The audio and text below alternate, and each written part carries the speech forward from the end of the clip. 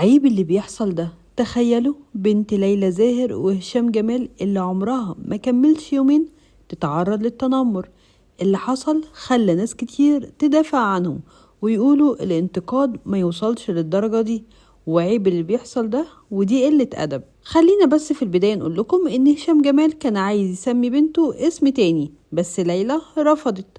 ليلى اختارت لبنتها اسم آيلا، ونشرت هي وهشام صور مع البيبي، وليلى كانت زي القمر حتى بعد العملية بساعات. بس قبل ما تدخل غرفة العمليات هشام كان عايز يقنعها ان البنت يكون اسمها ليلى، وده عشان يثبت لها قد ايه هو بيحبها وانها كل حياته، ومش عايز يخلي السوشيال ميديا والانتقادات تأثر على شكل علاقتهم.